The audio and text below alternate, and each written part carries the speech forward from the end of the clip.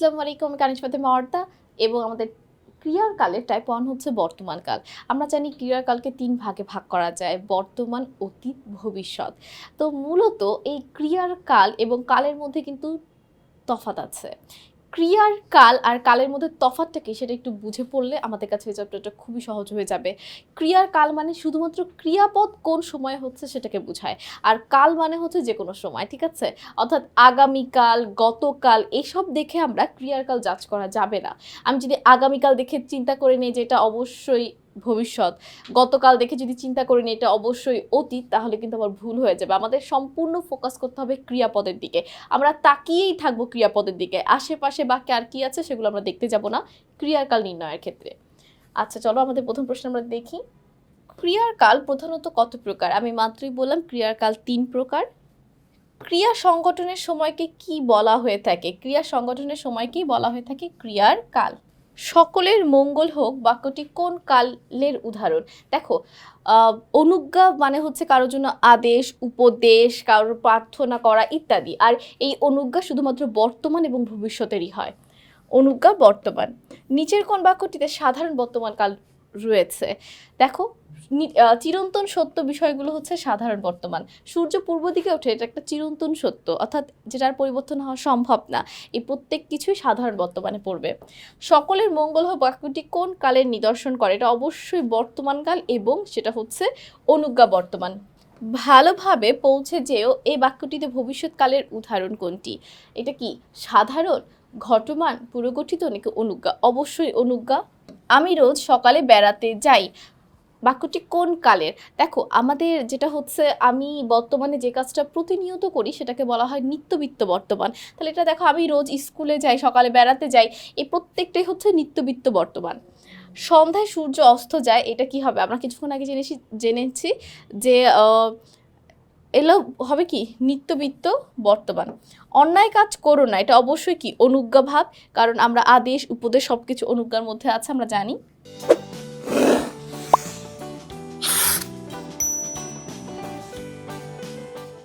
আমি দেখেছি বাক্যে ক্রিয়াপদটি কোন কালের? আমি দেখেছি ক্রিয়াপদটি সাধারণ বর্তমান কালের। পুরগঠিত বর্তমান কালের উদাহরণ কোনটি? পুরগঠিত বর্তমানটা হচ্ছে অতীতে যে কাজটি কিছুক্ষণ আগেই মাত্র শেষ হয়েছে, ফল এখনো বাকি। এতক্ষণ আমি অঙ্ক করেছি। 4 আর 3 মিলে 7 হয় বাক্যটি কি প্রকাশ্যে নিত্যবিত্ত বর্তমান? এটা কি অবশ্যই কি স্থায়ী সত্য, চিরন্তন সত্য। পরের প্রশ্ন দেখো, কাব্যের ভণিতায় কোন কালের ব্যবহার হয়? নিত্যবিত্ত বর্তমান কালে ব্যবহার হয়। বিপদ যখন আসে তখন এমন করেই আসে, এমনই করে আসে, এটা একটা সাধারণ বর্তমান, কারণ আমরা আসের দিকে লক্ষ্য করব, ক্রিয়াপদের দিকে। নিচের কোনটি পূর্বগঠিত বর্তমান কালের উদাহরণ? যেটা অতীতে হয়েছে, ফল এখনো বাকি। এবার আমি পরীক্ষায় উত্তীর্ণ হয়েছি, অতীতের মানে কিছুক্ষণ আগে কাজটা হয়েছে, ফলটা আমি কিছুক্ষণ আগে পেয়েছি, আমি জানতে পেরেছি আমি উত্তীর্ণ হয়েছি। কিছুক্ষণ আগে হয়ে যাওয়া কোনো কাজ মানে বর্তমানে কয়েক সেকেন্ড বা কয়েক মিনিট বা কয়েক ঘন্টার। চণ্ডীদাস বলেন সবার উপরে মানুষ তো তাহার উপরে নাই, এটাও কি হবে? এটা হবে সাধারণ বর্তমান, কোনো একটা ব্যক্তির বলা কথা যখন আমরা উদাহরণ চিহ্নের ভিতর লিখে থাকি। কোন বাক্যটি ঐতিহাসিক বর্তমানের ক্রিয়াপদ দ্বারা গঠিত? দেখো, এখানে দেখে এলাম তারে, এবার আসিব ফিরে, কেন যে তুমি আসো না, হুমায়ুনের পর আকবর বাদশাহ হন। ঐতিহাসিক বর্তমানে ক্রিয়াপদ বুঝাই যাচ্ছে কোনটার সাথে ঐতিহাসিকের একটা সম্পর্ক আছে। হুমায়ুনের পর আকবর বাদশাহ হন। নীরা গান গাইছে বাক্যটি কোন কালের উদাহরণ? গাইছে, ঠিক আছে, গাইছে এটা কি একটা চলমান অবস্থায় আছে, তার এখনো গান গাওয়া শেষ হয়নি। যদি শেষ হয়ে যেত, কিছুক্ষণ সময় কেটে যেত, সেটা পুরগঠিত হয়ে যেত। কিন্তু চলমান অবস্থায় যেটা থাকে, বর্তমানে যে জিনিসটা চলমান অবস্থায় আছে সেটাকে বলে ঘটমান। ইভেন অতীতে যে কাজটা চলমান অবস্থায় ছিল সেটাকে বলে ঘটমান অতীত। ভবিষ্যতে যে কাজটা চলমান অবস্থায় থাকবে সেটাকে বলে ঘটমান ভবিষ্যৎ। ঘটমান মানেই চলমান, ঠিক আছে? চিন্তা করো না, কালই আসছি বাক্যটি কোন কালের? আসছি দেখেই বোঝা যাচ্ছে এটা কোন কালের হবে বলো তো? ঘটমান বর্তমান কালের, চলমান অবস্থায় আছে। এবার আমি পরীক্ষায় উত্তীর্ণ হয়েছি, তাহলে এটা উত্তর কি হবে? আমরা জানি কিছুক্ষণ আগে পরীক্ষায় উত্তীর্ণ সে হয়েছে, তার মানে এটা পুরগঠিত বর্তমান কাল।